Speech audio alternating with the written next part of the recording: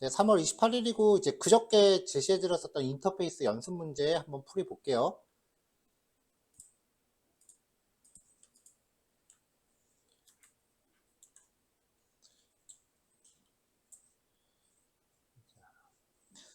자, 뭐 문제 설명에 들어있는 이런 문장들은 사실 뭐 그냥 넘어가도 되는 거죠. 자, 미디어 파일이라는 추상 클래스를 기반으로 각 미디어 파일 클래스를 설계하고 기능을 구현해 보세요 라고 되어 있고요. 미디어 파일이라는 추상 클래스를 만들래요. 이 문장 하나하나씩 그대로 하면 돼요. 자, 새로 미디어 파일.java라는 파일을 만듭니다.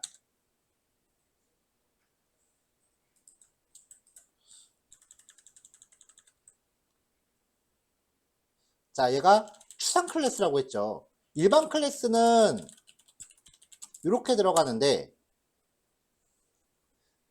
근데 추상이 앞에 붙었으니까 추상화를 의미하는 키워드가 붙어줘야 되고요.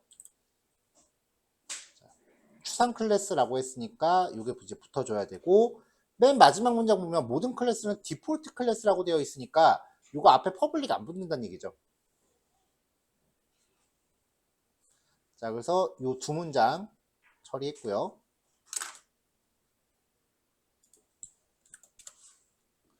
자, 멤버 변수는 파일 네임을 가져가래요. 스트링 타입이라고 되어 있네요. 자, 모든 멤버 변수는 은니카라고 했습니다. 스트링 타입의 파일 네임.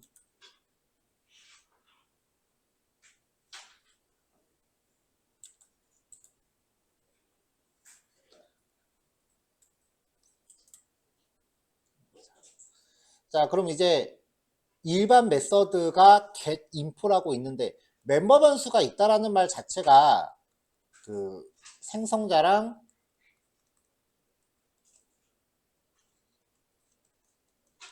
getter, setter가 있다라는 걸 의미한다고 했었죠. 이거는 거의 기계적으로 자동으로 나와야 돼요, 이제. 그래서 멤버 변수 만들고 나면은 단축키 누릅니다. 컨트롤 쉬프트 P 눌러서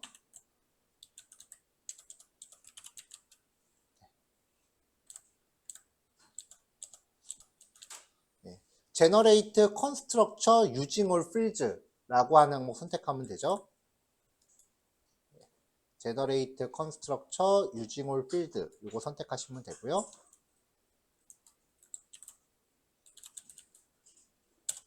자, 이렇게 생성자 추가하고 그 다음에 또 컨트롤 쉬프트 P 눌러서 Generate Getters and Setters 요거 선택하면은 필요한 메서드 자동으로 추가되죠.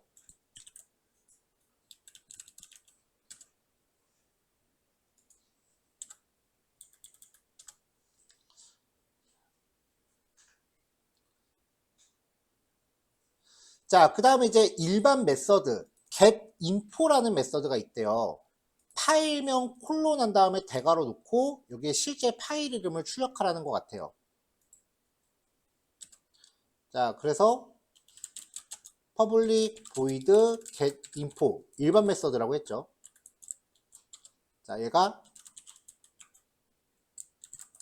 파일명 콜론 대괄호 넣고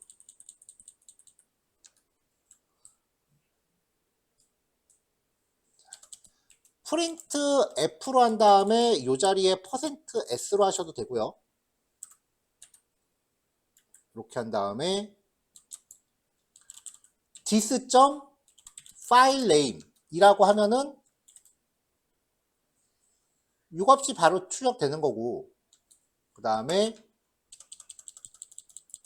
this.getFileName 이라고 하면은 얘를 호출해서 리턴 값을 넣는 건데 얘 자체가 this.filename을 리턴하니까 결국 요게 오는 거죠. 그러니까 이 같은 클래스 안에서는 멤버 변수를 바로 쓰거나 아니면은 getter를 통해서 바꾸면 똑같아요. 차이가 없어요.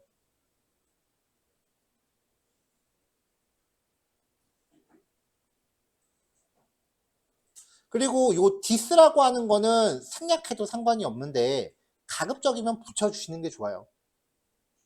왜냐면 명확하게 멤버 변수 내지는 같은 클래스 안에 있는 메서드다라는 것을 의미하는 거기 때문에 코드를 눈으로 보기가 좀 더 명확해져요. 자, 이렇게 하는 프린트 F로 하는 방법이 하나 있고요. 두 번째 방법은 문자열끼리 덧셈하면 다 연결된다 그랬잖아요. 이런 방법도 있죠.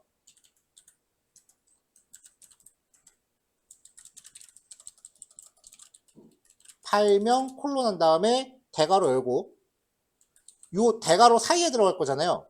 요 사이를 따옴표로 끊어요. 그 다음에 플러스로 연결하고 요 사이에 내가 넣고 싶은 값을 하면은 문자열이 다 하나로 결합되는 거죠. 위에 거나 아래 거나 사실상 결과적으로 똑같다고요. 어떤 걸 즐겨 사용하는지는 지극히 자기 맘입니다.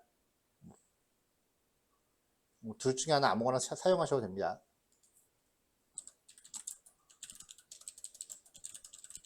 문자열을 결합해서 출력하는 방법 두 가지. 차이 없음.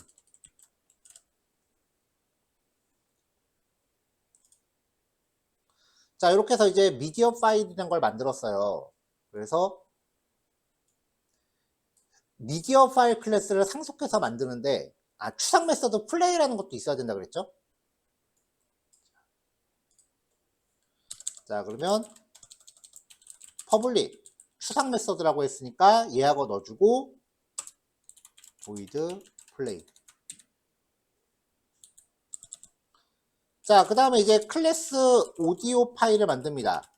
얘가 미디어 파일 클래스를 상속하라 그랬으니까 extends 미디어 파일. 자, 상속을 받았을 때 클래스 이름에 빨간 줄이 가면은 일단 여기서 컨트롤 좀 눌러봐야 돼요. 두 가지를 확인해야 되는데 생성자 추가 메뉴가 있는가랑 재정의 할 게 있는가. 지금 두 개 다 나오고 있죠? 그러면 생성자부터 추가해주고 그 다음에 다시 한번 클래스에서 컨트롤 점 눌러서 메서드 재정의 할 거 만들어주고 추상 클래스를 상속받으면은 거기에 있는 추상 메서드를 무조건 오버라이드 해야 됩니다. 이건 무조건이에요. 이게 오버라이드 되는 의미는 이제 미디어 파일이 선임이고 오디오 파일이 후임일 때 선임이 후임한테 해야 되는 작업을 이제 미션을 주는 거다. 그렇게 이해할 수 있다 그랬어요. 그럼 여기에서 해야 될 일은 오디오 파일을 재생합니다 라고 출력해 주면 되는 거죠.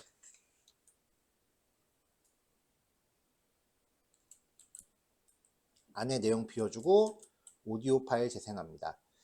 여기 to도라고 생성되는 요거는 지우셔도 돼요.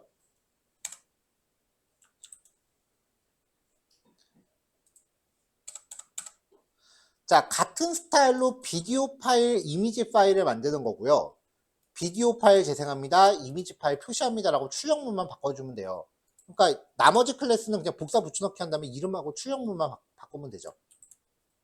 한번 복사. 비디오 파일로 이름 바꿔주고 클래스 이름 바뀌면 생성자도 바뀌죠. 그 다음에 비디오 파일을 재생합니다. 라고 출력문 바꿔주면 되고요. 또 한번 복사할게요. 이미지 파일이라고 바꿔주고 클래스 이름이랑 생성자 이름은 무조건 똑같아야 되죠. 그러니까 생성자 이름도 바꿔주고 그 다음에 이미지 파일을 표시합니다 라고 넣어주면 되죠. 자, 이렇게 이제 필요한 클래스들을 준비를 다 했어요.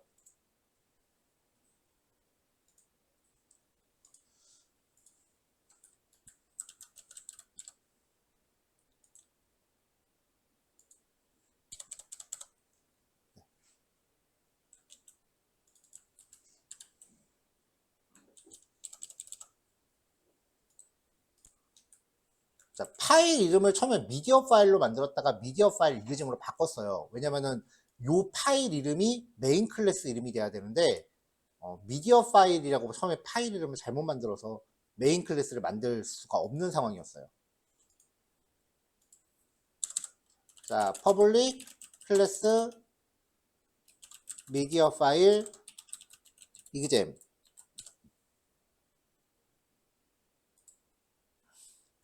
자, 메인 가져가고요. 자, 미디어 파일 배열에 다양한 미디어 파일을 저장하고, 일단 배열 만들려고 했고, 세 종류가 있으니까 세 개만 만들게요. 자, 생성자 파라미터가 전부 다 파일 이름을 넣으라고 하니까, 그 다음에 출력 예시 보면은 여기 파일 이름 다 제시돼 있죠.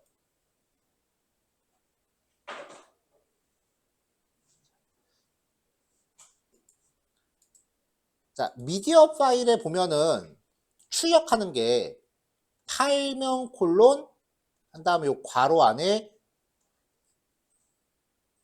이 dis 파일 네임이 이 자리에서 출력이 되는 거잖아요. 근데 지금 이 자리에 들어갈 게 출력 예시마다 다 다르죠. 그러니까 결국은 이 값들을 생성자로 넣어주고, 그럼 생성자에서 멤버 변수에 복사하고, 멤버 변수가 getter를 통해서 여기서 출력된다. 이런 흐름으로 가는 거니까 얘가 이 미디어 파일 생성자에 전달이 돼야 되고요. 이 미디어 파일의 생성자는 각각의 하위 클래스들이 또 상속을 받고 있죠. 그러니까 요 파일명이라는 게 요로 전달되고, 이게 슈퍼.파일 네임을 통해서 부모의 생성자한테 전달됩니다. 그럼 아까 그려드렸던 플로우대로 들어가는 거죠.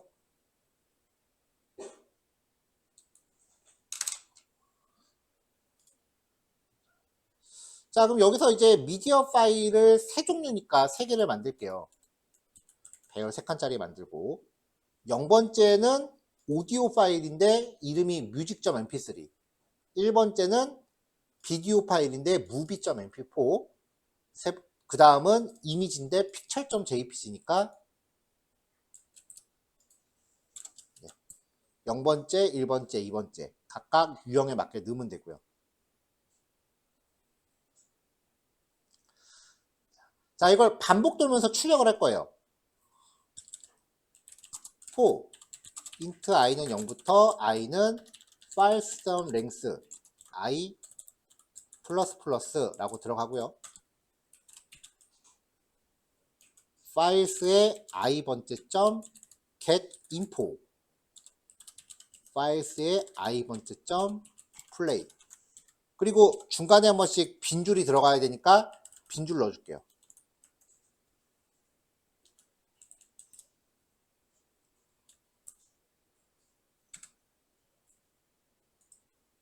자, 일단 이렇게 출력을 했단 말이에요. 자, 그 다음에 이제 자막, 영화 자막을 표시합니다 라는 문장이 남았어요. 비디오 파일 클래스에 show subtitles라는 추가하고 다운 캐스팅을 통해 해당 기능을 호출해라. 자, 일단 비디오 파일에 show subtitles라는 메서드를 추가한단 말이에요.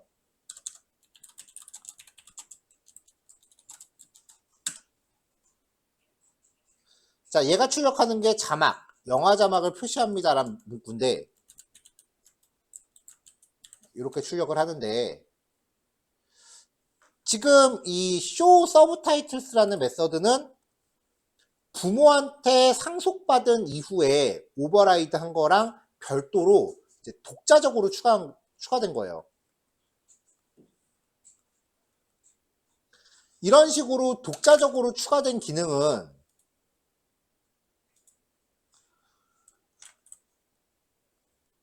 자식 객체가 지금 부모 클래스 타입의 배열에 저장된 거니까 부모 타입으로 업캐스팅이 되어 있는 상태란 말이에요. 이 상태에서는 독자적으로 추가한 기능을 사용 못하게 잠긴다 그랬죠. 그러니까 다시 원래의 기능을 사용하려면 자식 객체로 되돌려야 됩니다.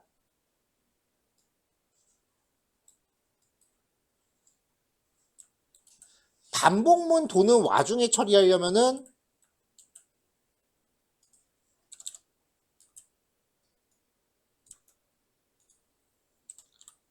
파일의 i번째를 받아서 이렇게 하시면 되고요. 파일의 i번째가 비디오 파일이면은 이렇게 처리하셔도 되고, 아니면 나는 if문 쓰는 거 좀 귀찮다라고 하시면 이 문제에서는 사실 이렇게 해버리는 게 제일 간단하죠. 1번째가 비디오 파일인 거 뻔히 아니까 1번째 바꿔서 출력하면 되겠죠.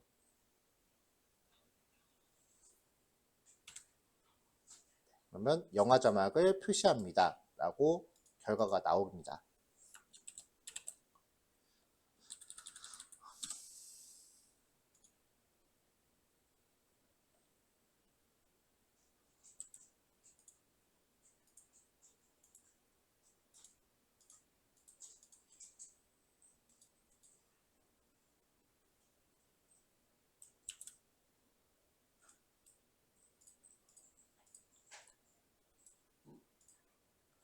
자, 일단 첫 번째 이제 프리 코드 제가 단톡방에 올려드렸고요.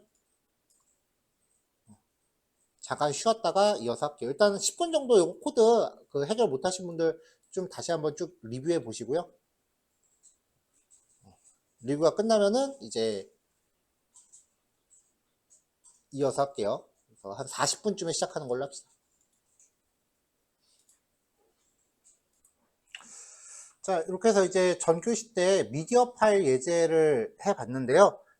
인터페이스 이해를 하는데 가장 기본적인 예제예요. 그래서 뭐 사실 이 정도만 이해해도 나머지 진도 진행하는데 큰 무리는 없어요.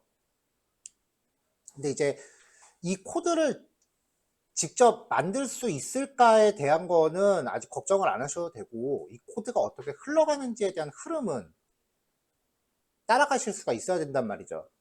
그래서 디버깅을 한번 해보려고 해요. 자, 코드는 항상 메인에서 시작을 하죠. 그러니까 이제 메인 안에서 이 코드가 순서대로 어떻게 흘러가는지 보기 위해서 브레이크 포인트를 찍는단 말이에요. 자, 브레이크 포인트 추가하는 단축키 F9였죠.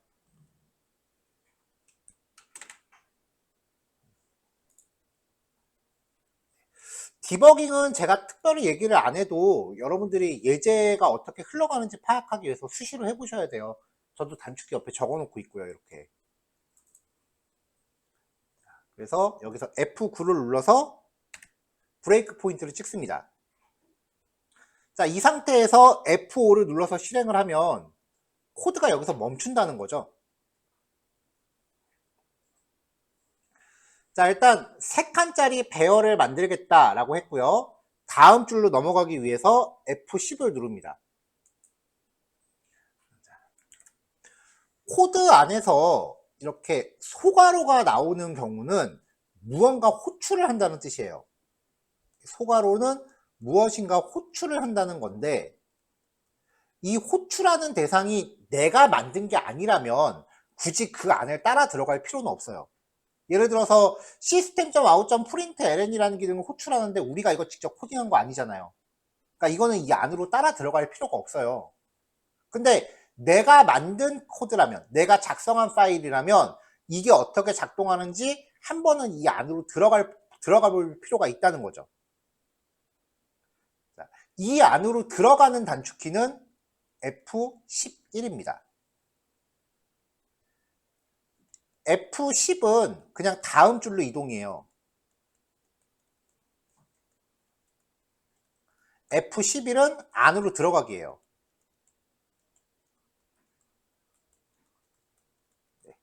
이미 다 전에 설명한 바 있어요. 자, 그래서 여기서 안으로 들어가기 위해서 F11을 눌러요. 그럼 오디오 파일의 상성자로 들어오잖아요. 객체를 만들면서 생성자가 실행된다는 게 확인이 되는 거죠. 슈퍼라고 하는 거는 부모 클래스의 생성자를 호출한다는 의미인데, 여기서 부모 클래스가 미디어 파일이고 이 미디어 파일도 내가 작성한 거니까 얘도 안으로 따라 들어가 봐야죠. 그래서 F11을 한 번 더 누릅니다. 자, 그럼 미디어 파일의 생성자로 왔죠. 자, 더 이상 들어갈 게 없으니까 F10을 눌러요, 여기선. 그러면 파라미터로 전달된 music.mp3라는 값이 dis.filename에 저장이 돼요. 자, 다시 F10을 눌러서 가볼게요. 자, 여기 생성자가 끝나는 것 같네요. 또 F10. 자, 그럼 오디오 파일의 생성자가 끝났죠. 부모를 호출하고 돌아온 거예요. 다시 F10. 자, 그러면 이제 요 라인이 여기가 이제 실행이 돼서 files 0에 이제 대입이 된 거고요. F10 또 누르면 다음 줄로 넘어오죠. 자, 여기서 이제 비디오 파일이라는 요걸 호출할 차례인 건데 여기서도 소괄호 있으니까 호출하고 있는 거고 비디오 파일 역시 내가 만든 거니까 따라 들어가 볼게요. F11 비디오 파일의 생성자로 왔고 슈퍼도 따라가 보겠습니다. 자, 다시 미디어 파일의 생성자로 들어왔죠. 여기서 F10 눌러서 movie.mp4라는 값이 이 파일 네임에 저장되는 거 확인하고 돌아왔어요. 자, 다시 F10 눌러서 내려왔고요.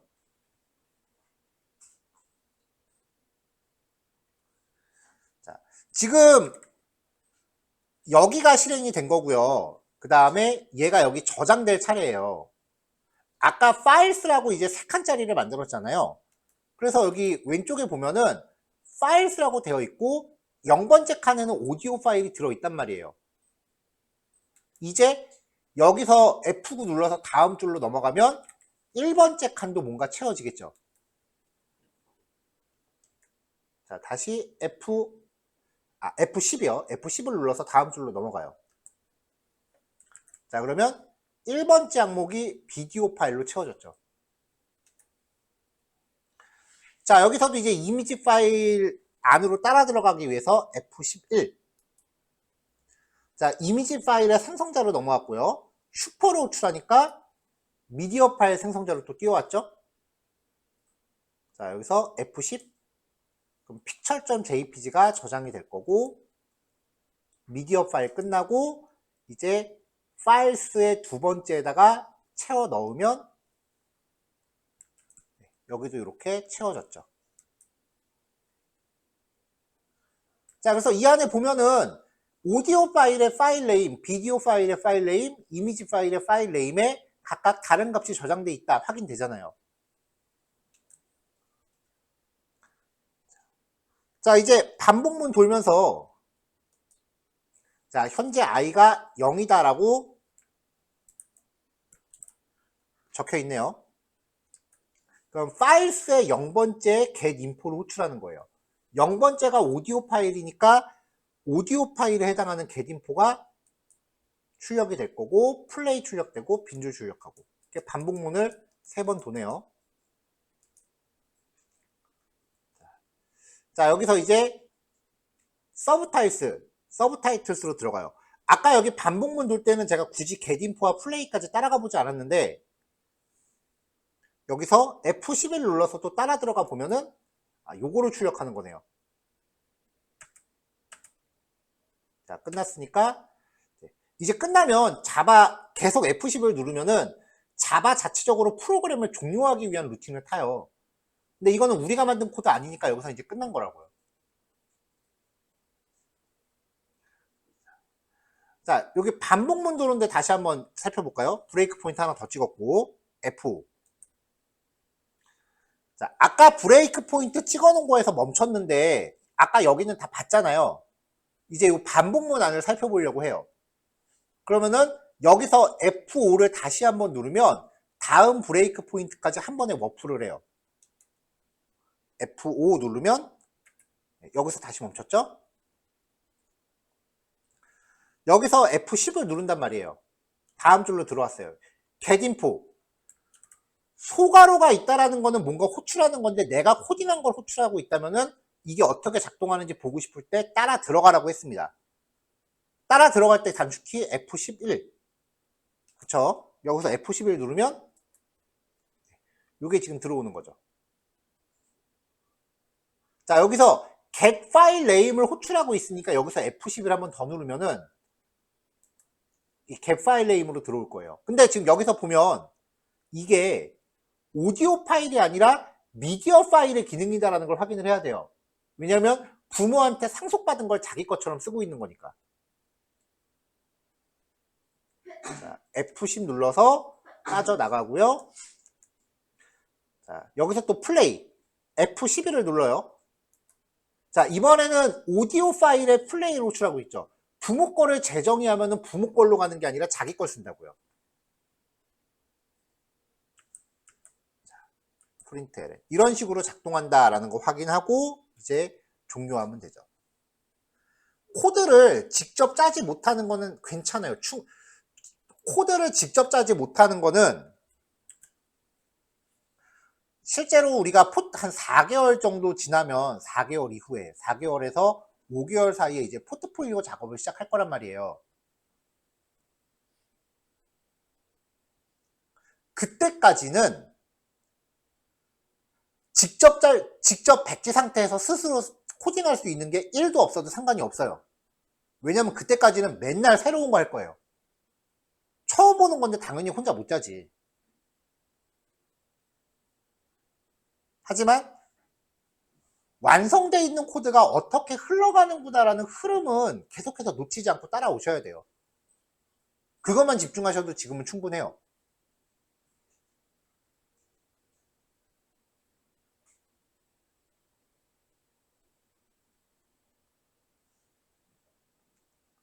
그러니까 어떻게든 이 완성된 코드의 흐름을 놓치지 않도록 잘 따라다니시면 돼요.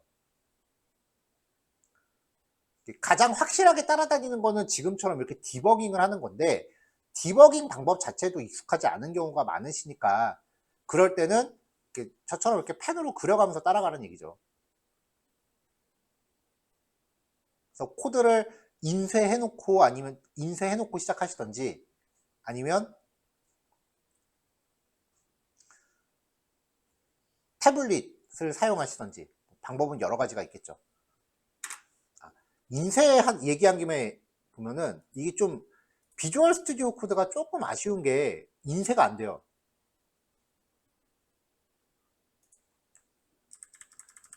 얘가 아쉬운 게 조금 인쇄가 안 돼요. 그래서 인쇄를 하려면은 메모장 같은 거를 써야 되는데, 문제는 윈도우 메모장으로 코드를 열면은 얘가 전부 시커멓게 나온다는 거죠.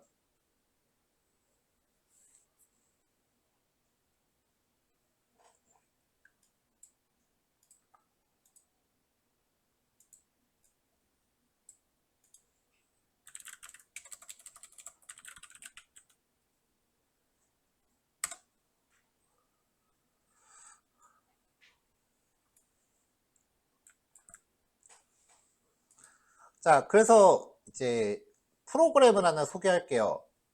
윈도우용이고요. 노트패드 2라고 하는 이름의 프로그램이거든요.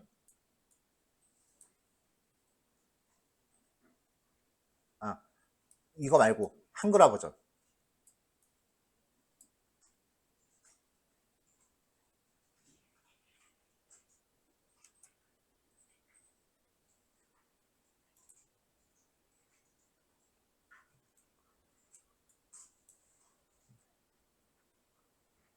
클릭하고 들어왔더니 새 버전을 사용해 주시기 바랍니다라고 있네요. 이 새 버전 클릭해서 들어가 볼게요.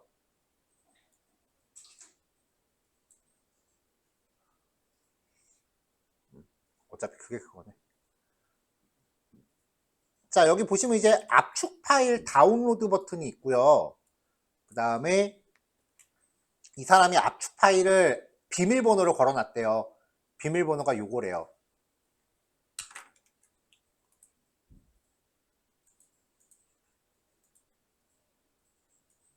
자, 이렇게 해서 마우스 우클릭해서 압축을 해제합니다. 그러면 비밀번호 걸어놨다고 했으니까 아까 그 비밀번호 입력해야겠죠.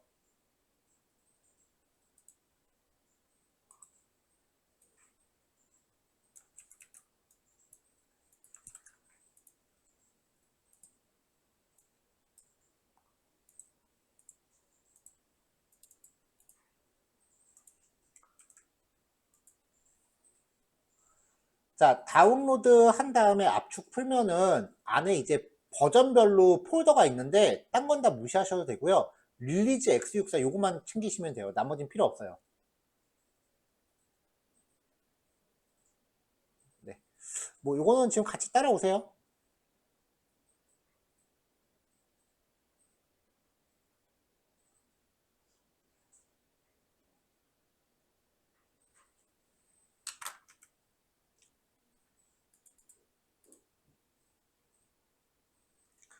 자, 안에 보면은 이제 notepad4.exe라는 실행 파일이 있는데 얘가 실행 파일이에요.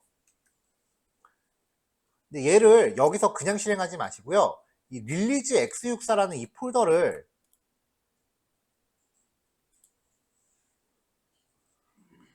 뭐 어디 D 드라이브나 C 드라이브 같은 데다가 좀 옮겨놓고 실행을 하세요.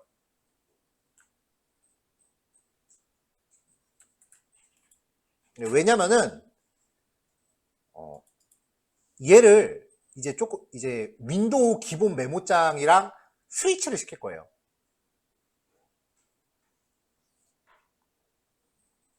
자, 실행해 볼게요.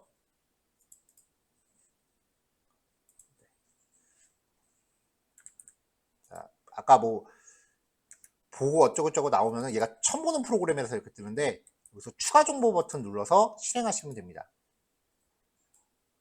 이렇게 뜨거든요.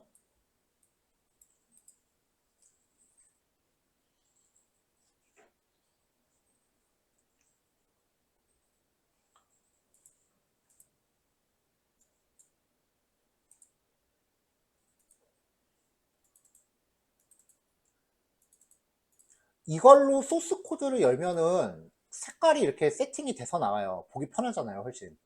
일반 메모장보다 낫잖아요.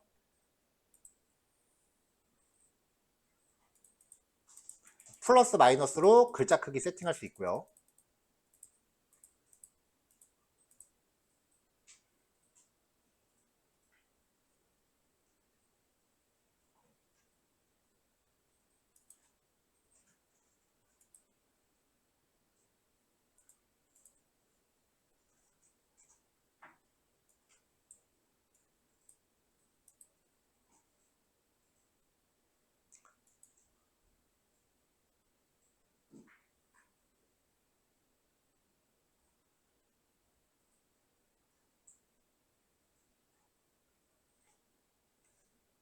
자, 이 프로그램의 핵심이 요건데요. 설정 메뉴 밑에 네, 이런 메뉴 같은 거는 저도 처음부터 아는 게 아니고 그냥 이거 뭐지 하고 이것저것 한 번씩 다 눌러봐요. 원래 프로그램 쓰는 법 배우려면 이것저것 다 눌러봐야 돼요. 고장나는 거 무서워하지 말고. 자, 설정 메뉴 밑에 고급 설정 밑에 보면은 시스템 통합이라는 버튼이 있어요.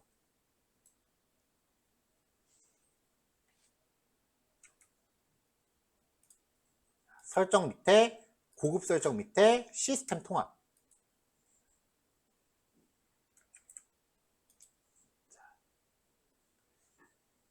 자, 여기 있는 거 요거 다 체크하고 확인을 누를게요. 관리자 권한 필요라고 돼 있는데 요게 좀 찝찝하긴 한데 하고 안 되면은 다시 할게요. 된 것 같다. 네, 됐네요. 만약에 조금 전에 했었던 이 작업에서 관리자 권한 어쩌고저쩌고 물어보면은 조금 전에 이 설정을 할 때는 마우스 우클릭해서 관리자 권한으로 실행이라는 메뉴를 선택하면은 설정하는데 이상이 없을 겁니다. 이렇게 해놓으면 이제 뭐가 달라지냐면요. 이 실행창에서 메모장 실행할 때 쓰는 명령어가 노트패드예요. 이게 윈도우 기본 메모장이 조금 전에 이 프로그램으로 바뀌어요.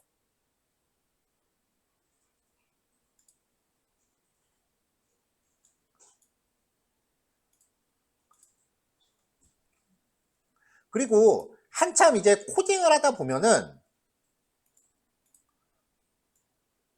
보면 예전 파일을 내가 열어서 확인해야 될 때가 종종 있단 말이에요.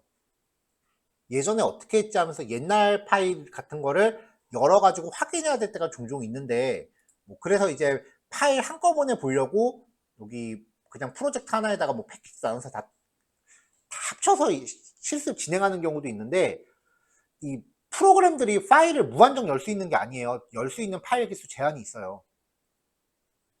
그래서 한참 그렇게 하다 보면은 나중에는 이 비주얼 스튜디오 코드가 버벅버벅하기 시작을 해요. 왜냐면 파일을 많이 열수록 메모리 소비량이 늘어날 수밖에 없으니까 언젠가는 비주얼 스튜디오 코드가 뻗는다고요. 그게 스프링하면 분명히 발생할 거예요. 그래서 저는 내가 보고 싶은 파일은 그냥 폴더에서 직접 찾아갑니다. 따로 열람해야 될 파일이 있다면. 그럼 이제 세팅을 하고 나면은 그 파일을 마우스 우클릭했을 때 메모장 포로 편집이라는 메뉴가 생겨요. 그러면 조금 전에 그 파일로 이렇게 열리는 거죠. 열람해야 될 파일들만 이렇게 따로 봅니다.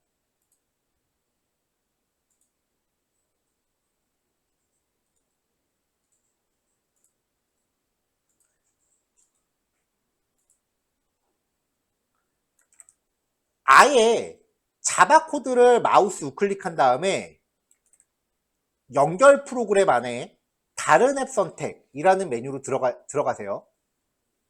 요거는 끝까지 다 본 다음에 각자 할지 안 할지 판단하세요. 연결 프로그램 안에 다른 앱 선택으로 들어가 볼게요.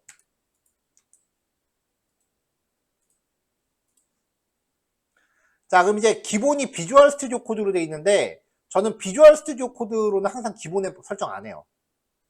왜냐면 어차피 비주얼 스튜디오 코드는 폴더 단위로 열어야지 파일 더블 클릭해서 열면 1도 쓸모가 없어요. 그래서 노트패드 포 텍스트 에디터 요거 선택하고 항상 이 앱을 사용하여 자바 파일 열기 체크해서 확인을 한단 말이에요.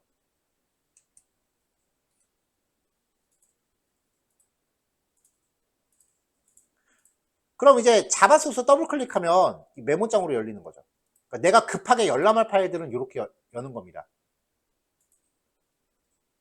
그리고 이 노트패드 2가 인쇄 기능이 있어요.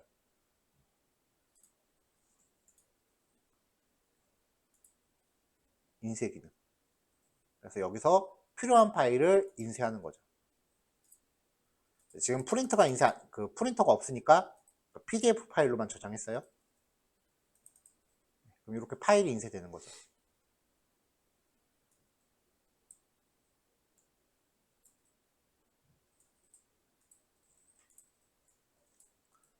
그래서 급하게 예전 파일을 내가 눈으로 확인만 해야 될 일이 있다거나 아니면은 소스 파일을 인쇄할 일이 있을 때 그럴 때 대비해서 보조 편집기를 따로 세팅을 하는 거예요. 이거 하나만 쓰는 게 아니라 이런 종류의 프로그램들이 되게 많아요. 그래서 그런 거를 한 2개, 3개를 설치하고 이제 용도를 바꿔가면서 쓰는 거죠. 내가 주로 코딩하는 용도, 그리고 열람하는 용도, 혹은 인쇄하는 용도, 그런 식으로요.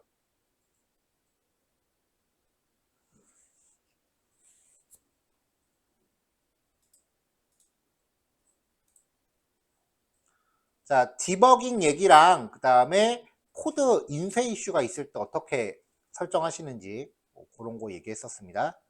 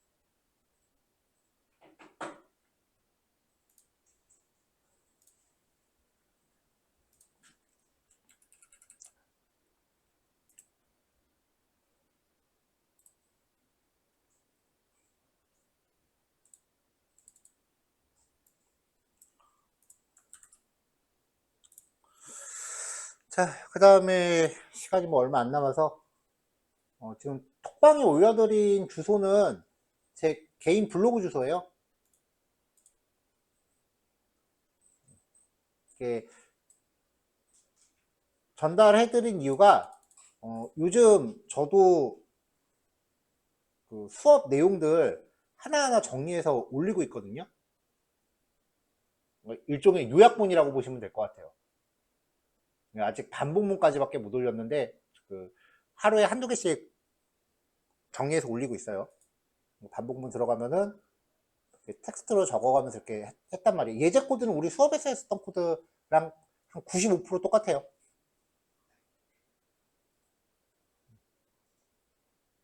그래서 어떤 요약본을 원하신다면은 이제 들어오셔서 내용 체킹해 보시라는 뜻으로 이제 올려놨어요.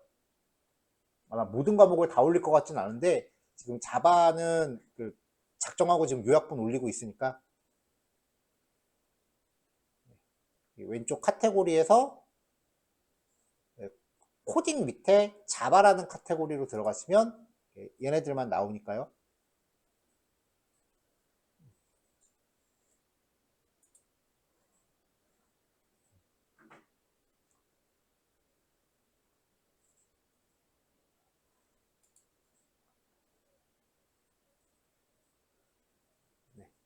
그러니까 약간 요약본으로 이제 복습을 원하시는 분들은 확인해 보시면 될 것 같고요.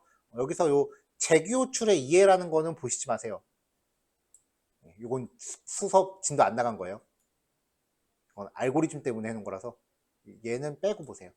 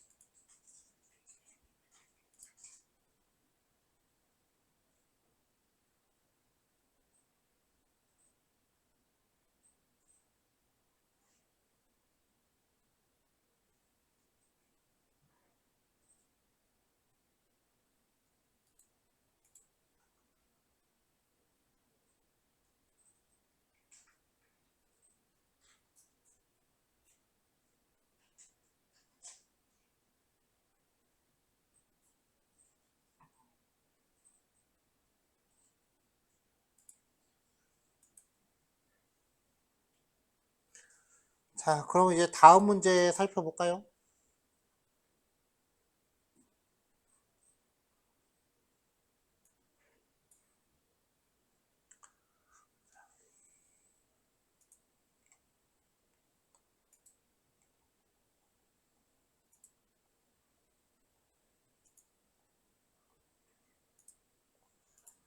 자, 추상 클래스 학교 수업 관리 시스템이래요.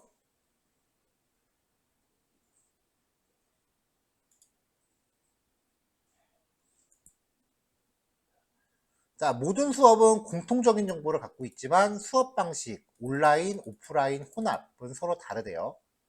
그래서 추상 클래스 상속 오버라이딩 통해서 이제 수업을 표현하고 어떤 방식으로 진행되는지 출력해보자.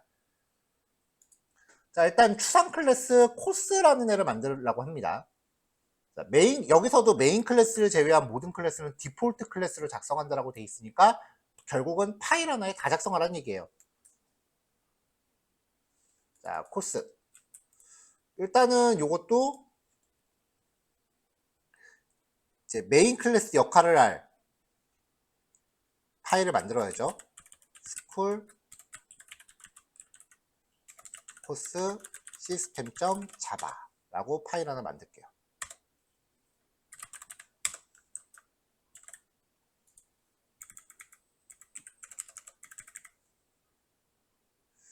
자, 추상 클래스 코스를 만들려고 했어요, 얘가.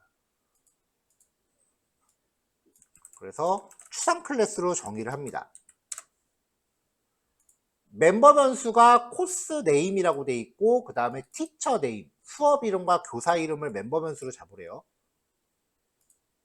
그러니까 private string 코스 네임 private string 티처 네임.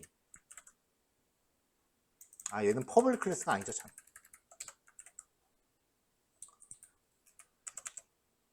자, 생성자 게터 세터 들어갈게요.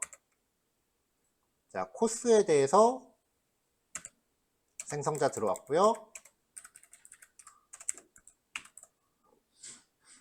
다음에 getter setter 들어가서 코스에 대해서 getter setter 추가합니다. 자, 일반 메서드 show info 수업명 땡땡 슬래시 교사 누구누구 이렇게 출력해 주래요. 자, 그럼 show info라는 메서드를 출력을 해야죠. 생성을 해야죠. public void show info.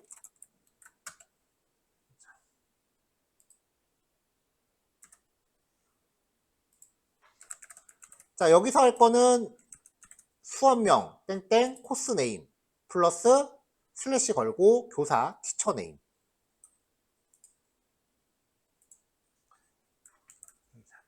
자, 이렇게 덩그러니 변수 이름만 적용이 되면은 일단 이런 변수가 있는지 지가 있는 블록에서 찾아요. 없잖아요. 그러면 클래스 단위에서 찾아요.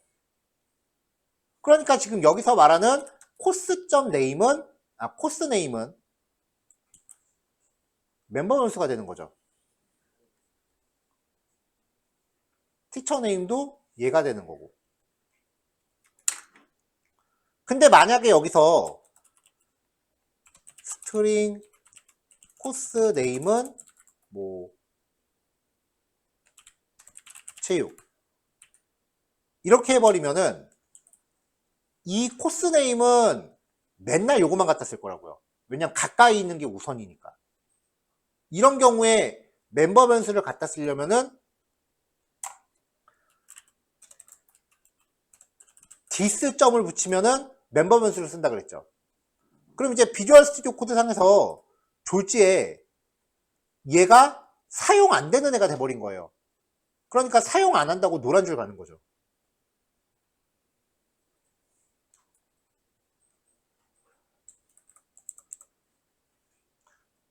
그래서 그냥 변수 이름을 적었을 때 어떨 때는 멤버 변수고 어떨 때는 지역 변수고 이거를 따지기 번거로우면 그냥 멤버 변수 쓰고 싶을 때는 무조건 앞에 디스 점을 붙이라는 거예요. 디스 점이 붙으면은 여기 있는 건지 여기 있는 건지 고민할 필요 없이 무조건 이건 거니까.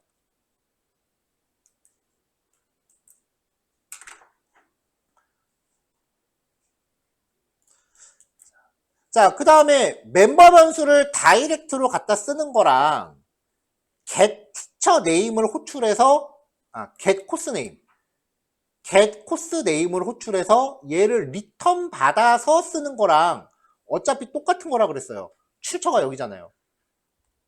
그러니까 멤버 변수를 다이렉트로 걸건 getter를 호출하건 구별하지 마세요. 같은 클래스 안에선. 어차피 다 한 식구야.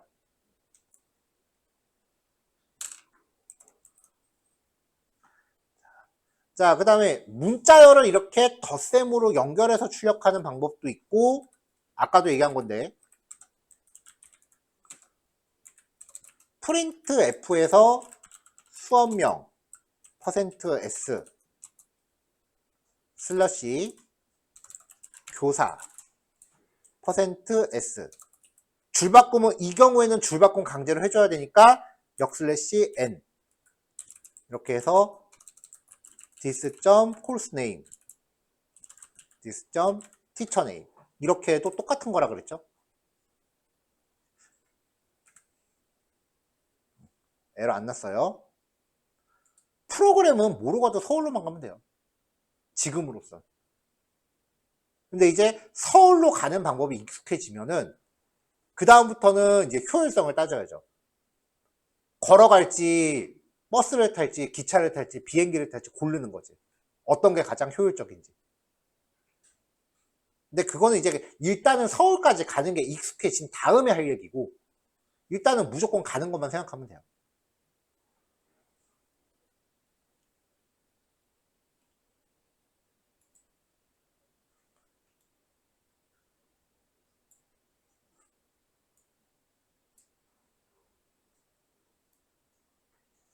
자, 그 다음에 이제 추상 메서드로 스타트 클래스라는 거를 이제 만들려고 해요. 이게 자식 클래스에서 구현할 메서드고 수업 시작 방식을 출력할 거래요. 여기서 추상 메서드를 정의한 거죠. 요게 이제 요게 된 거죠. 자, 그럼 이제 코스를 상속받는 온라인 코스. 클래스 온라인 코스인데 코스를 상속받으라고 했고요. 상속받으면 일단 생성자 체크해줘야죠. 그리고 재정의할 게 있는지 체크해봐야 되죠. 자, 이렇게 코드 기본 틀이 만들어졌습니다. 상속관계에 있을 때 생성자는 거의 100이면 거의 다 99개 이상 파라미터를 통해서 부모 생성자 한번 터치해주는 거예요. 딱히 들어갈 처리가 없어요. 그리고 오버라이드한 곳에서는 뭔가 여기서 내가 해야 될 일이 있는 거죠. 그 해야 될 일이 줌 링크를 통해 온라인 수업을 시작합니다라고 출력하래요. 그래서 그 출력문을 넣어줍니다. 자, 같은 방식으로 오프라인 코스, 하이브리드 코스 이렇게 만들면서 출력문만 바꿔주면 됩니다. 복사해서 재사용할게요. 자, 온라인 코스 복사했고 오프라인 코스. 클래스 이름 바뀌면 생성자 이름도 바뀌죠? 자, 여기서 출력할 거는 지정된 강의실에서 대면 수업을 시작합니다. 한 번 더 복사할게요. 어차피 똑같은 얘기니까 하이브리드 코스 하나 또 만듭니다. 생성자 세팅해주고 온라인과 오프라인 수업을 병행합니다. 라고 출력해주고 자, 얘가 갖고 있는 고유 메서드 스위치 모드라는 메서드가 있대요. 만들어줘야죠. 스트링으로 파라미터 받는데요. public void 스위치 모드 스트링 타입의 모드를 받아요. 자, 그럼 얘가 파라미터로 받은 값을 통해서 현재 수업 모드를 뭐뭐뭐로 변경합니다 라고 출력을 하래요. 그래서 파라미터로 받은 거를 연결해서 문자를 출력해 줍니다. 문자열.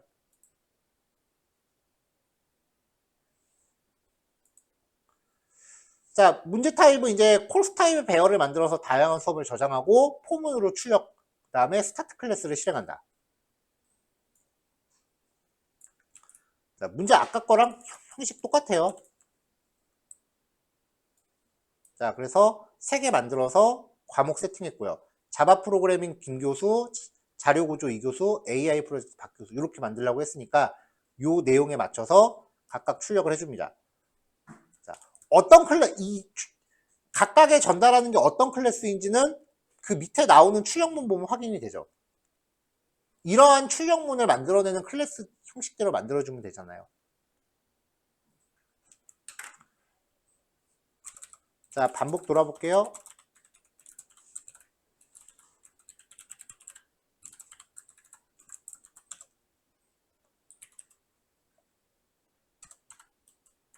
자, 코시즈의 i번째에 대해서 show info 출력해주고 코시즈의 i번째에 대해서 스타트 클래스 호출해주고 중간중간에 빈줄 하나씩 넣어줄게요.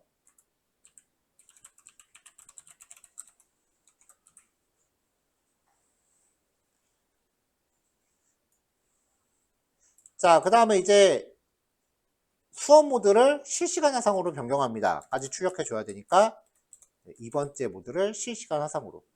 근데 이제 여기에 이렇게 땡땡이 들어있는 경우 요거는 뭐 선택사항이긴 한데 자, 이렇게 출력을 했는데 만약에 진짜로 이거랑 똑같이 출력할 걸 원하시면은 수업명 앞에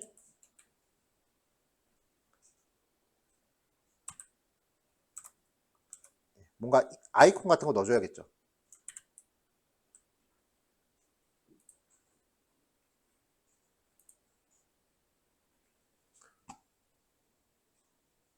네, 요거 온점 넣어주면 되겠죠.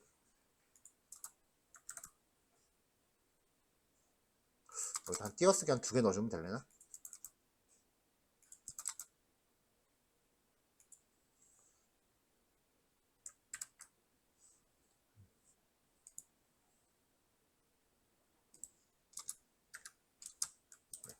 여기 앞에 점 들어가는 것까지는 굳이 안 하셔도 돼요.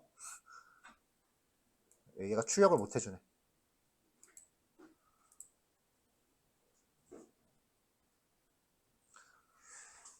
자, 뭐 점 넣는 거랑 띄어쓰기 유치하니까 뺍시다.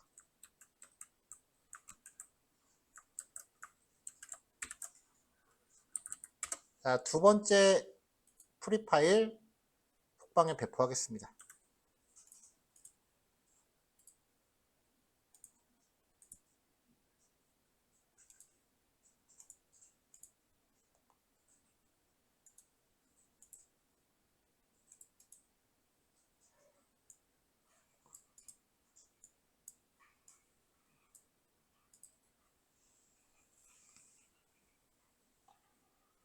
자, 마찬가지로 한 10분 정도 코드 검토해 보시고요. 10분 쉬었다가 11시 40분에 이어서 할게요.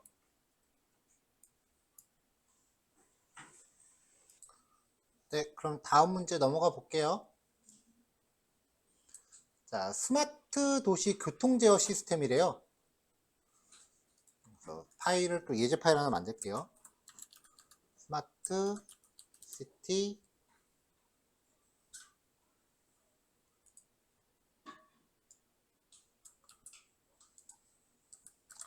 트랜스포트 시스템 점 자바.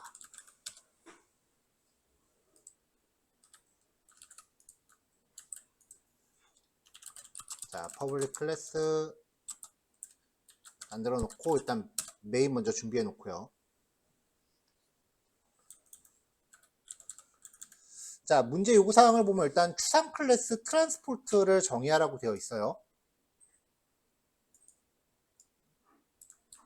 자, 그래서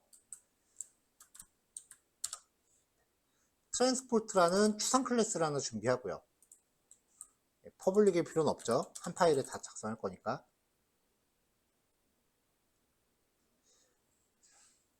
자, 그 다음에 멤버 변수로 두 개의 값을 제시하고 있습니다. 자, 첫 번째 변수는 이제 교통수단을 의미하는 거고, 두 번째는 이제 상태인 것 같아요. 운행 여부인 것 같죠. 생성자 포함하라고 되어 있으니까 생성자 추가할게요. 프로텍티드 아니고 프라이빗이죠.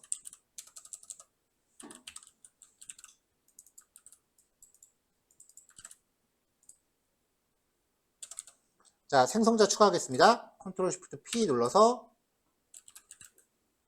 단축키 선택하고 또 컨트롤 쉬프트 P 눌러서 게터 세터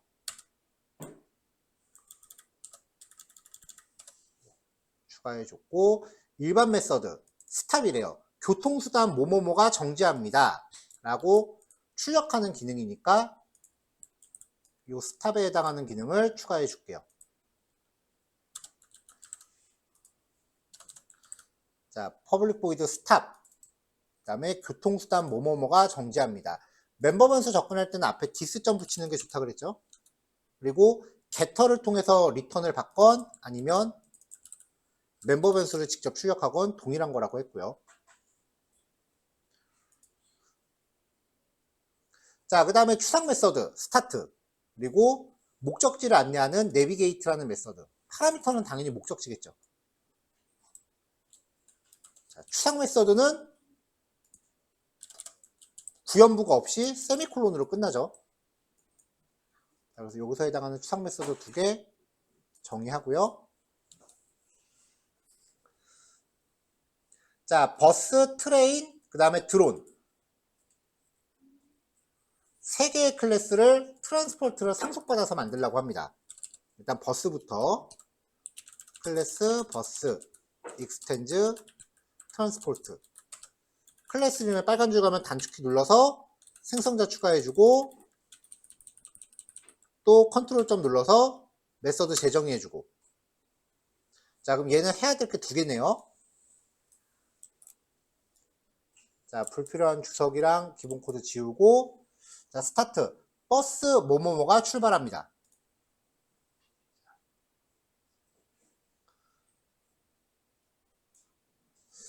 자, 그러면 이제 부모한테 상속받은 건 내 거니까 그냥 쓸 수 있어요.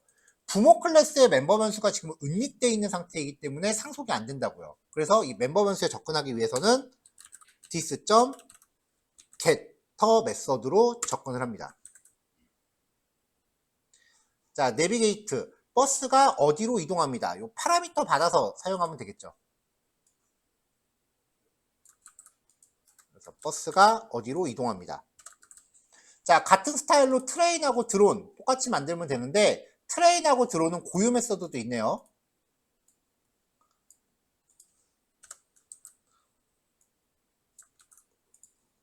자, 복사해서 수정할게요. 자, 트레인이라는 클래스 만들려고 했으니까 클래스 이름하고 생성자 바꿔주고요. 버스라는 글자는 당연히 기차라고 바꿔줘야겠죠. 기차가 자, 기차 뭐뭐뭐가 플랫폼을 떠납니다 라고 문구가 바뀌어 있고요. 기차가 어디행 노선으로 진입합니다. 어디행 노선으로 진입합니다. 자, 이렇게 나와 있고 고유 메서드가 하나 있었어요. 이거는 오버라이드가 아니고 직접 구현하는 거죠. 자, 기차가 다음 역들을 안내합니다 라는 메서드를 출력해 주면 됩니다. 문자열을 출력해 주면 됩니다. 자, 그래서 이 기능 이렇게 추가해 줬고요. 자, 드론 클래스도 똑같이 만들면 되죠. 복사해서 재사용할게요. 비슷하니까. 자, 드론 생성자 이름 바꾸고 스타트 드론 뭐뭐뭐가 이륙합니다. 드론 뭐뭐뭐가 이륙합니다 라고 메시지 바꿔주고 자, 드론이 항공 경로를 따라 어디로 이동합니다. 드론이 항공 경로를 따라 어디로 이동합니다. 자, 고유 메서드 이름 잡아주고 드론이 주변 상황을 촬영합니다 라고 해주면 되겠죠. 자, 문제가 전부 형식이 비슷해요.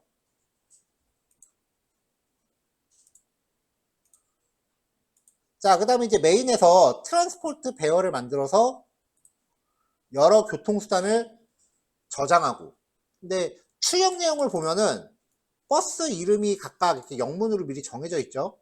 요 이름들을 생성자 파라미터로 주면 됩니다. 자, 그래서 이렇게 정의를 해줬어요.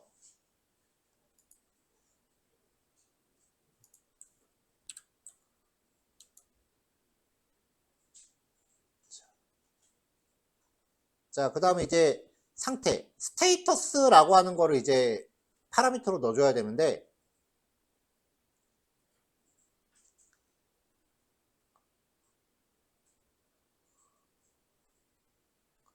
스테이터스는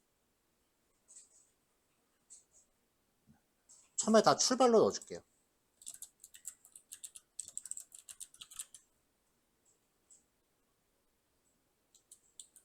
근데 이 문제에서 지금 스테이터스가 그렇게 크게 중요하게 역할을 안 하네요.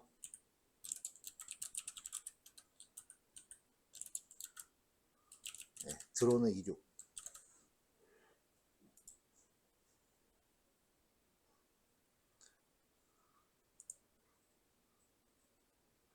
자, 반복문을 돌면서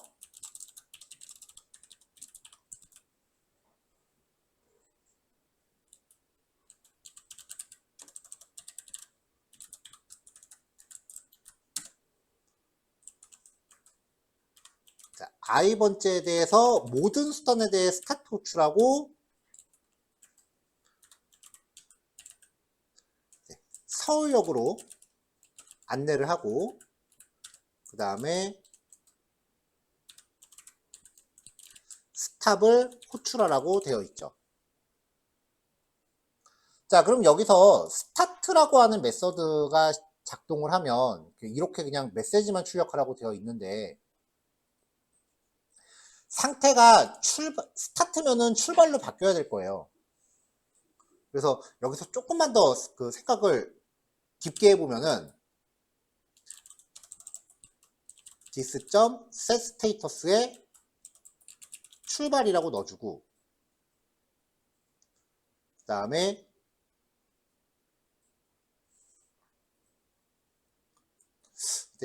스탑 메서드, 이게 더 낫겠네요. 문제가 이렇게 나온 거구나. 자, set 스테이터스에 대해서 지금 이렇게 되어 있는데, 자, 스탑 메서드는 지금 부모가 갖고 있단 말이죠. 교통수단 뭐뭐뭐가 정지합니다라고 되어 있는데, 정지를 했으니까 this.status가 정지라고 바뀌어주는 게 좋을 것 같고요.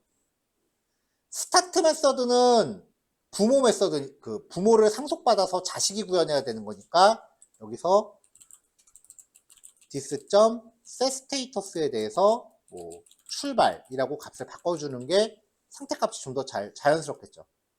근데 문제 이 스테이터스에 대해서 확인할 수 있는 그 조건은 없어서 사실 지금 하는 거는 굳이 안 해도 되는 처리일 것 같긴 해요. 문제의 요구사항만 놓고 보면. 이 부분이 조금 문제가 좀 부족하네요, 내용이. 그래서 이 스테이터스를 활용할 수 있는 뭔가 방법이 있었으면 더 좋았을 것 같은데, 그게 없어서 조금 아쉽네요.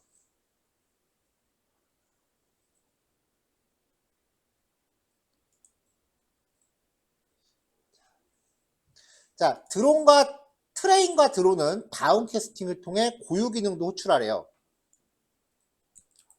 뭐 반복문에서 if문으로 검사해도 되는데 어차피 지금 1번째, 2번째 뻔한 거니까 그냥 이렇게 들어갔습니다. 자, 우리가 평상시에 다운캐스팅 했던 거 보면 이런 식으로 했어요. 어떻게 했냐면 트레인 타입의 t는 1번째 항목을 t로 강제로 바꿨단 말이에요. 그래서 t.점 하고서 메서드로 호출합니다. 이제 이런 코드가 익숙해지기 시작하면은 이제 슬슬 코드를 축약하는 연습을 하셔야 돼요. 어떻게 했냐면은 얘가 t에 대입이 됐죠. 이 t가 여기서 쓰고 있죠. 그럼 결과적으로는 요 t가 얘랑 똑같은 거네요. 그럼 요거 걷어내고 여기다 얘를 바로 넣어버려요. 얘를 여기다 바로 넣어버려요. 근데 여기서 지금 빨간 줄이 가는 이유가 뭐냐면 중간에 지금 여기가 띄어쓰기가 하나 돼 있잖아요. 그러니까 이게 점 왼쪽 게 객체라고 했는데 얘만 지금 인지라고 지금 얘가 남는 문법이 돼버린 거예요. 그래서 괄호로 묶어주면 되는 거죠.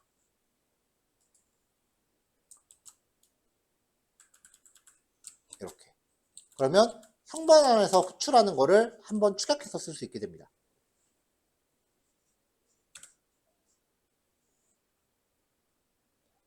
자, 한 번씩 출력할 때마다 빈 줄 넣어줘야 될 것 같네요. 여기 지금 보니까.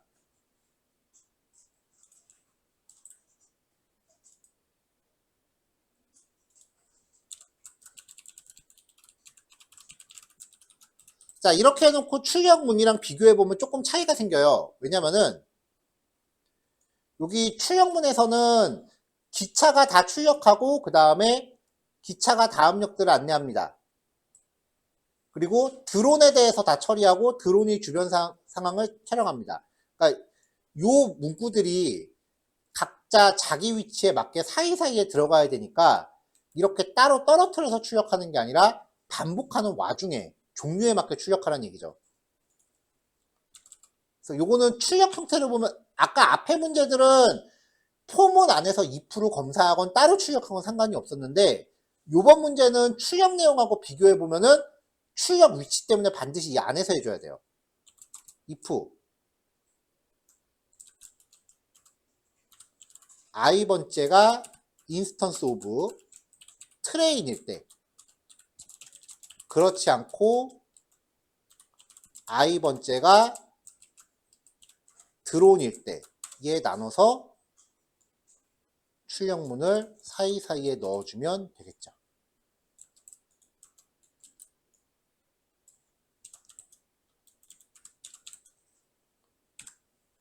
네, 그러면 출력 예시와 동일한 결과를 만들어낼 수 있게 돼요. 자, 교통수단의 상태를 대기, 운행 중, 정지로 관리하고 상태 출력 메서드를 구현하래요.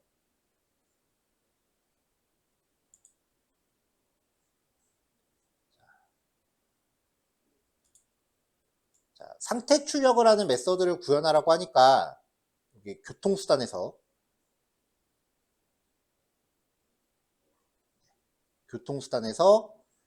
뭐 show status 같은 메서드를 출력해 볼게요. public void show status.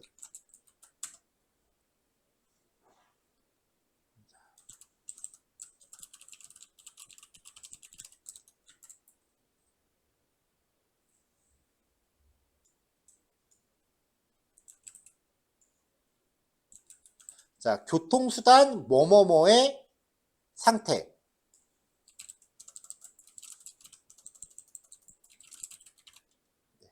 이렇게 한 다음에 여기다가 this.status를 출력하게끔 한번 해보겠습니다.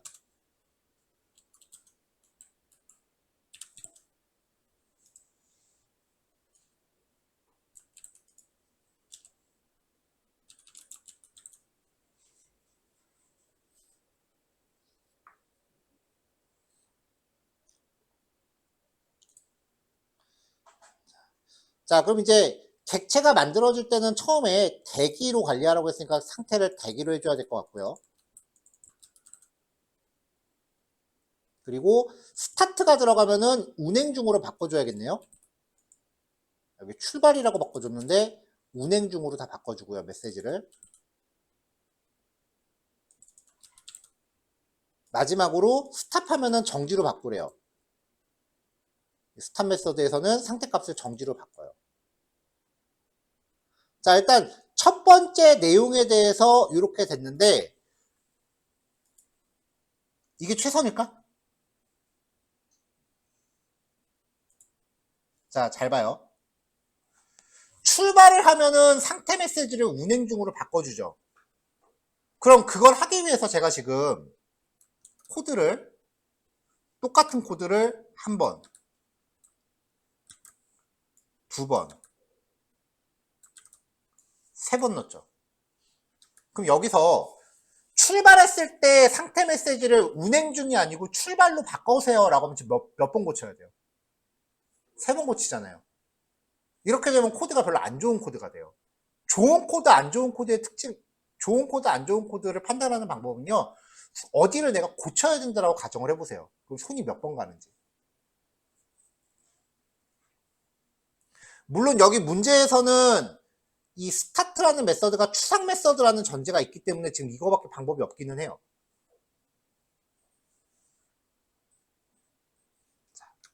자, 얘를 추상화해서 한번 풀어볼게요. 자, 여기부터 이런 식도 있다라는 거 알려드리는 거예요. 요건 이제 번외편이에요. public void start라고 해놓고 여기서 this.setStatus 운행 중으로 바꿉니다. 자, 그럼 자식 메서드가 부모 메서드를 오버라이드 해버리면 부모의 기능이 가려진다 그랬죠.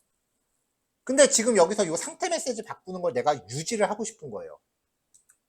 그럴 때 부모의 기능을 한번 호출해주고, 왜냐면 이제 오버라이드를 함으로 인해서 부모가 갖고 있는 기능을, 원래 기능에 접근할 수 있는 건 여기가 유일한 지점이에요. 그럼 여기서 부모 거 한번 호출해주고 돌아와서 내가 플러스 알파를 해주는 거죠.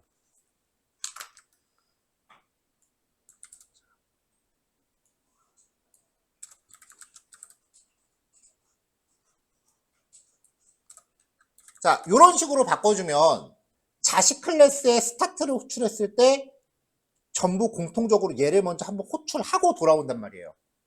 그럼 상태 메시지를 출발로 바꾸세요 라고 하면 여기 한 군데만 고치면 돼요.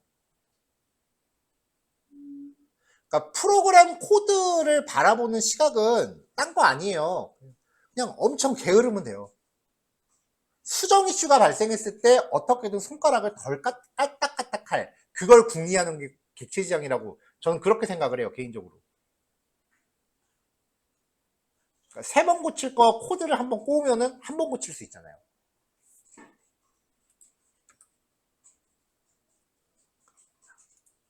자, 실무 들어가면은 이제 코드 유지보수라는 말을 되게 많이 쓸 거예요. 유지보수에 용이하다. 유지보수가 뭐 편리하다. 이런 말을 되게 많이 쓸 거예요. 왜냐면 실무 프로그램은 실무에 들어가면은 프로그램 완성했다고 끝이 아니에요. 그거를 이제 내가 운영하고 관리를 한단 말이에요. 이 과정에서 코드를 수정하는 일이 되게 빈번하게 발생을 해요. 이거를 통칭해서 유지보수라고 얘기를 하는 거죠. 예를 들면은 작년 겨울에 우리가 쇼핑몰을 오픈을 했단 말이에요. 그래서 겨울 분위기에 맞게 사이트를 구성을 했는데 이제 봄이잖아. 그럼 봄 분위기에 맞게 사이트를 개편을 해야 된다고요. 그럼 이제 경험이 없을 경우에는 이제 어떻게 개편합시다라고 얘기하면 어떻게 뭐라고 얘기하냐면은 전에 코드 짤 때 그런 하도 급하게 짜서 다 갈아엎고 다시 짜야 됩니다. 그런 얘기하는 신입들이 대부분 그렇게 얘기해요. 한 번은 아마 봐줄 거예요. 근데 여름 개편합시다라고 했을 때 그때도 다 밀어버리고 다시 짜야 됩니다라고 하면은 책상에 밀릴지도 몰라. 그래서 코드를 물론 이거는 어느 정도 경험치가 쌓여야만 가능한 거지만 코드를 짤 때는 유지보수를 항상 염두를 하고 짜야 돼요. 그러니까 당장 눈앞에 코드를 잘 짜는 거는 그냥 머리가 좋은 거고 유지보수를 할 것까지 계속 염려하면서 짜는 거는 경험치가 많은 거고 이거를 이제 어느 정도 앞까지 바라봐야 돼요. 유지보수라는 게 굉장히 사람 머리 복잡하게 해요. 이거를 한도 끝도 없이 고려하다 보면은 저기 5년, 10년 후까지 내다본단 말이에요. 그렇게까지 멀리 내다볼 건 없고 한 1년 정도만 내다보시면 돼요. 한 번, 두 번 정도, 한 요 정도는 수정의 여지가 좀 있을 것 같다라는 부분은 내가 주석으로 미리 해놓던가 나중에 어떻게 수정될 것 같다라는 걸 가정해서 그걸 이제 대비해서 짜는 거죠. 뭐 이걸 내가 10년치를 바라보고 짠다. 그럼 이 회사에 10년 다닐 거 아니잖아요. 남 좋은 일 시키지 마시라고.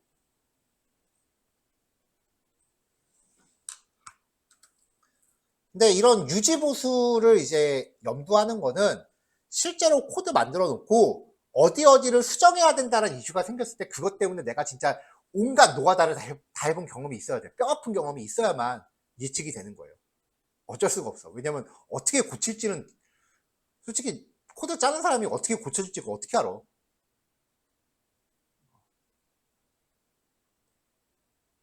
그건 이제 실제로 회사에서 그 팀 안에 속해서 일을 해보면서 우리 기획자라면 나중에 여기 어떻게 고쳐달라고 얘기할 것 같다. 그런 게 좀 어느 정도 손발을 맞춰 가면서 예측을 하는 거지 겪어보지도 않고는 알 방법이 없어요.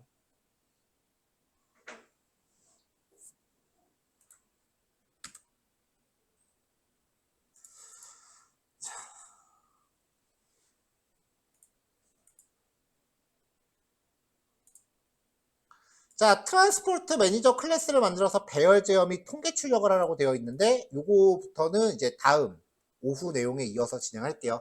오전이 이제 시간이 얼마 안 남았죠? 여기까지 할 테니까 잠깐 한 5분 정도 남아서 쉬시다가 아니지 우리 점심시간 1시부터죠? 내가 1시간 잘못 생각했네. 일단 이번 교시 여기까지 합시다. 자, 이거 교통수단 문제 지금까지 작성된 코드 제가 파일 올렸고요. 그 다음에 여기 트랜스포트 매니저 클래스 만들라는 요거는 코드를 만들어 놓고 나니까 좀 너무 나갔더라고요, 코드가. 요거는 그래서 그냥 안 다루는 게 오히려 나을 것 같아요. 이건 난이도가 너무 높고 지금 안 배운 내용까지 너무 많이 개념이 들어가 있는 거라서 알고리즘 얘기가 좀 들어가는 거라서 이제 요거는 그냥 없는 얘기로 치고 지금까지 내용만으로 이제 정답 확정할게요. 요거 작성해서 보내주셨던 분이 한 분밖에 안 계셨었는데 요거는 그냥 빼고 진행하는 게 나을 것 같아요. 자, 이렇게 해서 이제 오전에 요거 추상 클래스 설명 다 마무리했고요. 네, 오후에 인터페이스 설명 이어서 할게요. 자, 지금 오전 1시간 남은 시간은 그 배포해드린 예제 파일들 그 완성 못하신 분들 다시 한번 체크해 보시면 될 것 같아요.